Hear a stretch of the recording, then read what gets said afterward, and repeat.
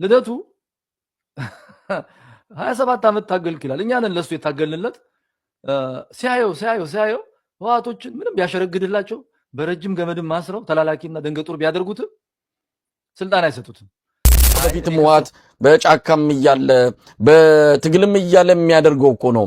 ከዚህም በላይ ከእናት ጉያ ብቻ ሳይሆን የተለያዩ ህዝቡን ከጎኑ የሚያሰልፍበትን የተለያዩ ነገሮች ያውዜንን ጨምሮ የእርዳታ መጀመሪያ 250 ሺህ ኃይል ሲያዘጋጅ ዋነኛ ጠላቱ አማራ ነበር። በኢትዮጵያ የፖለቲካ ምድር ላይ ቋሚ ወዳጅም ሆነ ቋሚ ጠላት የለም።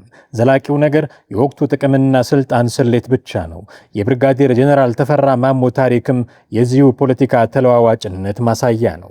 ትናንት በአማራ ህዝብ ዘንድ የብሔርተኝነትና የመብት ጥያቄዎች በጋለ ፍም ላይ በነበሩበት ወቅት የጄኔራሉ ድምፅ የቁጣ የተበደልንና የተገፋን ህዝብ ዋይታ የሚያስተጋባ መለከት ነበረ። ህወሓት በአማራ ህዝብ ላይ ያደረሰውን ታሪካዊ ህልውናዊና ስነልቦናዊ በደል በግልጽ በመኮነን ህወሓት የአማራ ታሪካዊ ጠላት እንደሆነ አጥብቀው ይናገሩ ነበረ። በዚያ ዘመን በጄኔራሉ እይታ ህወሓት የክፋት ሁሉ ምንጭ፣ የህመም ሁሉ ሁለንተናዊ ምክንያት፣ የአማራን መውደቅ ያፋጠነ ሰይጣን ነበረ። ህወሓት መጀመሪያ 250 ሺህ ኃይል ሲያዘጋጅ ዋነኛ ጠላቱ አማራ ነበር። በግልጽ ነው። ህወሓቶች የደበቁት ነገር የላቸውም እኮ አማራ ላይ ነበር ትኩረታቸው የነበረው። ጊዜያት ነጎዱ። የኢትዮጵያ ፖለቲካም እንደ ባህር ማዕበል አቅጣጫውን ቀየረ። ትናንት ከህወሓት ጋር አብሮ የነበሩ የፖለቲካ ኃይሎች የዛሬ ጠላቶች ሆኑ። ትናንት በደም የተቀየመውና የተጣላው ደግሞ የዛሬው የመዳኛ ገመድ ሆኖ ተገኘ። በአዲስ አበባና በባህር ዳር መካከል ያለው የፖለቲካ ውጥረት በረታ። በአማራ ክልል የተከሰተው የጸጥታና የጦርነት ማዕበል ደግሞ አዳዲስ የህብረት ስሌቶችን ወለደ። በዚህ ወቅት ነበረ የጄኔራሉ አንደበት ቃናውን መለወጥ የጀመረው። ዛሬ ላይ ጄኔራሉ ስለ ህወሓት ሲናገሩ የሚሰማው ቃና የትናንቱን የተበደለናል ትርክት የሚጻረር ሆኖ አልፎታል።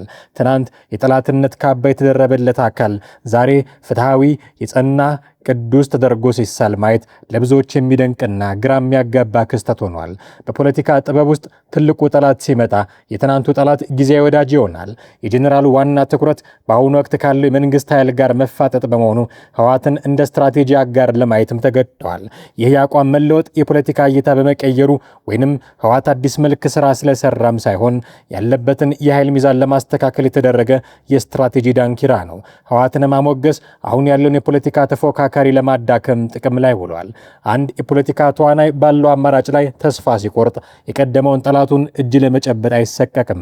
የጄኔራሉ ንግግሮች የፖለቲካ ስጋታቸውና የወቅቱ አሰላለፍ የወለዳቸው ስነልቦናዊ ውጤቶች ናቸው። የብርጋዴር ጄኔራል ተፈራ ማሞ ከአሰቃቂ ጠላትነት ወደ ቅድስና ያደረጉት ጉዞ የሰውየውን የግል ባህሪ ብቻ ሳይሆን የኢትዮጵያን ፖለቲካ መርህ አልባነትና ተለዋዋጭነት ቁልጭ አድርጎ የሚያሳይ አሳዛኝ መስታወት ነው። በዚህ ድራማ ውስጥ የተሸወደውና የታለለው ህዝብ ብቻ ሲሆን ለፖለቲከኞቹ ግን ጠላትነትም ሆነ ቅድስና የየዕለቱ የስልጣንና የህልውና ስሌታቸው መሳሪያዎች ብቻ ናቸው። እንቀጥል። ህወሓትን ባንደበታቸው ቀለም ህሊናችን ላይ ሊስሉልን የሚንደፋደፉትን ሰዎች እየቃኘን ነው። በፊትም ህወሓት በጫካም እያለ በትግልም እያለ የሚያደርገው እኮ ነው። ከዚህም በላይ ከእናት ጉያ ብቻ ሳይሆን የተለያዩ ህዝቡን ከጎኑ የሚያሰልፍበትን የተለያዩ ነገሮች ያውዜንን ጨምሮ የእርዳታ እህልን ጨምሮ ህዝቡን ወደ ራሱ የሚያመጣባቸው ብዙ ነገሮችን ያደርግ ነበረ። ምን የተለየ ነገር አለው? በዚህ በኢትዮጵያ ባለፉት 8 ዓመታት በተከሰቱ አጠቃላይ ቀውሶች ዋነኛ ተጠያቂ የኢትዮጵያም የምስራቅ አፍሪካም ብሔራዊ ስጋት አደጋ የቀውስ አካል ነው። የቀውስ ፈጣሪ ነው። ቀውስ ጠማቂ ነው። የትግራይ ተወላጆች ትንሽ ሰከን ማለት አለባቸው።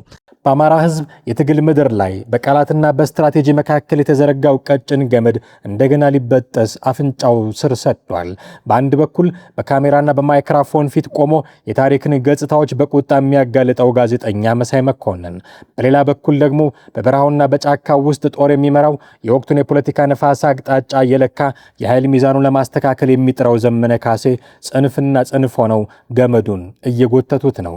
ጋዜጠኛ መሳይ መኮንን ድንገት የህወሓትን የቆዩና የአሁኑን ጉዶች ወደ አደባባይ ማውጣትና ማብጠልጠል መጀመሩ በሁለቱ አካላት መካከል ትልቅ ስትራቴጂካዊ ፍጭትና የጽንሰ ሐሳብ ተቃርኖ ደመና ደቅኗል።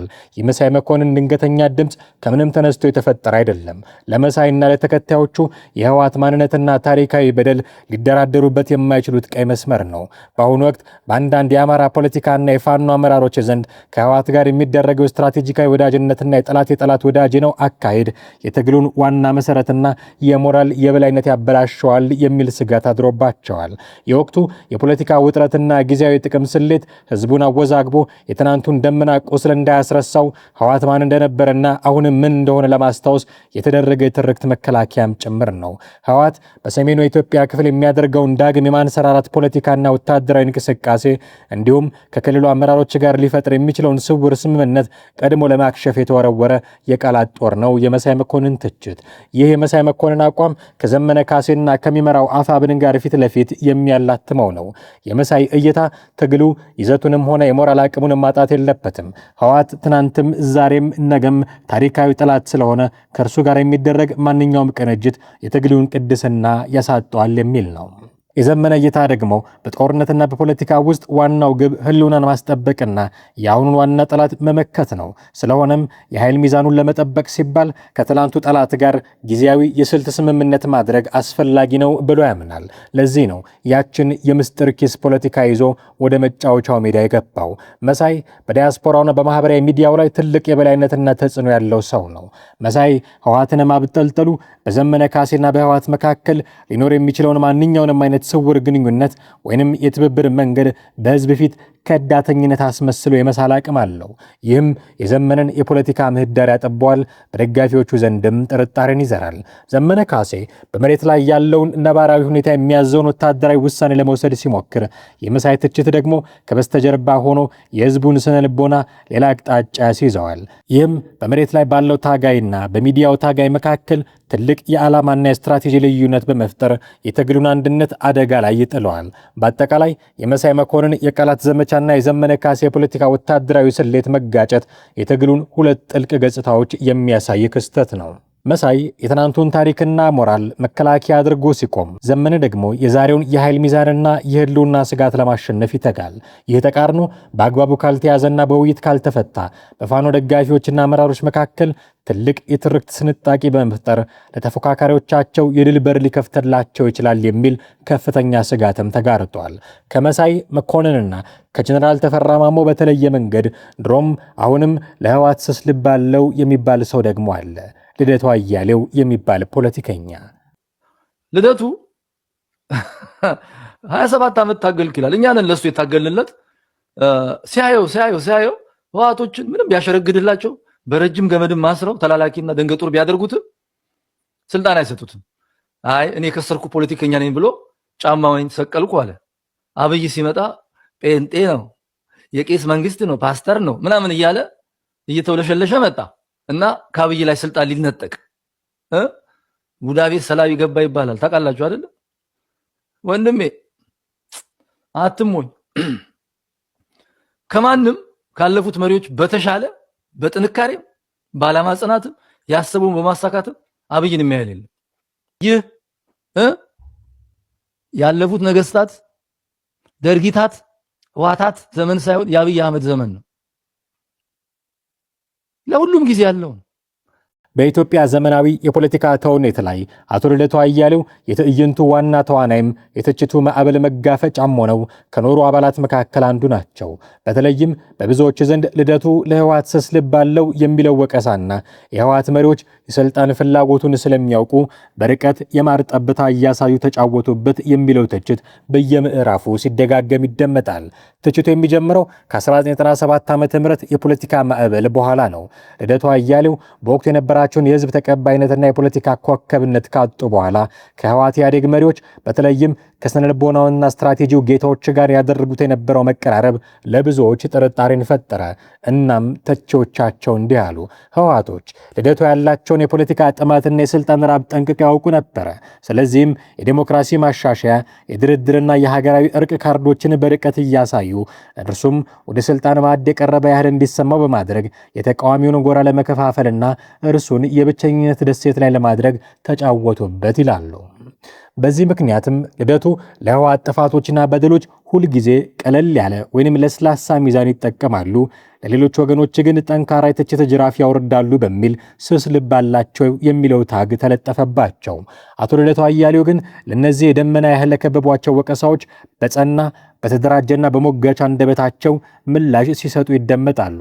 እኔ ይላሉ አቶ ልደቱ አያሌው፣ እኔ የትናንቱንም ሆነ የዛሬውን ህወሓት የፈጠረውን የታሪክ ስህተት የጨቋኝነት ባህሪንና የስልጣን አምባገነንነትን አልካድኩም።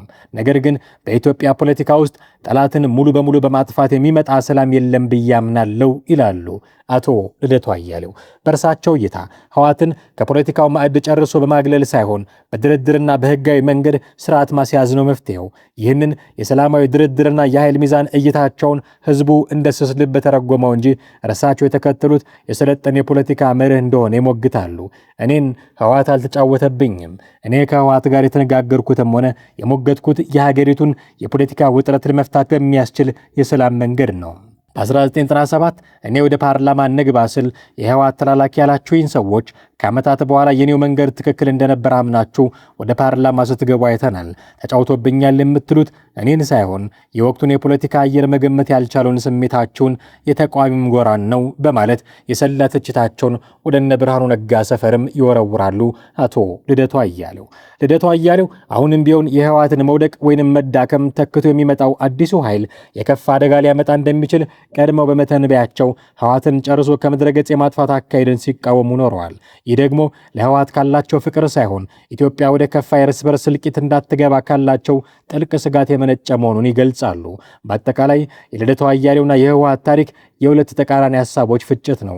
በተቺዎቻቸው እይታ ልደቱ የህወሓትን ረቀቅ ያለ የፖለቲካ መረብና የስልጣን ማታለያ ሳይረዱ በራሳቸው የፖለቲካ ምኞት ተታለው ለጠላት መሳሪያ የሆኑ የዋህና ስስ ልብ ያላቸው ፖለቲከኛ ናቸው። በራሳቸው በልደቱ አያሌው እይታ ደግሞ ስሜታዊነትን ያወለቀ ከበቀል ይልቅ በፖለቲካዊ ድርድርና በኃይል ሚዛን የሚያምን የኢትዮጵያ ፖለቲካ ያልተረዳው ብቸኛው ድምፅ ነኝ ባይ ናቸው። ታዲያ ፖለቲከኞችና ጋዜጠኞች እንዲሁም ወታደሮች እንዲህ መነታረክ ያደረጓቸው ህወሓቶች በመሪያቸው ደብረጽዮን ገብረ ሚካኤል በኩል የመጨረሻ ያሉትን ዛቻ ማስተላለፍ ጀምረዋል። ደብረጽዮን ገብረ ሚካኤል ፌዴራል መንግስቱ በትግራይ ላይ ጥሎታል ያሉትን ከበባ ለመስበር የሚያስችሉን አስተማማኝ የውጭ አጋሮች አሉን በማለት ሲናገሩ ተደምጠዋል። ከኤርትራ ጋርም ግንኙነት ጀምረናል ብለዋል። በፌዴራል መንግስቱ የተቋቋመውን ጊዜ አስተዳደር በማፍረስ በኃይል ስልጣን የያዘውን የክልሉን አስተዳደር የሚመሩት ደብረጽዮን ገብረ ሚካኤል በመቀለ ከተማ ነዋሪዎች ጋር ባደረጉት ውይይት ክልሉ የተጣሉበትን ዘርፈ ብዙ ክልከላዎች ለመስበር በስትራቴጂክ ደረጃ የሚሰሩ የውጭ አጋሮች እንዳሉትም ተናግረዋል። ደብረጽዮን የውጭ አጋሮች ያሏቸውን አካላት ግን በስም አልጠቀሱም።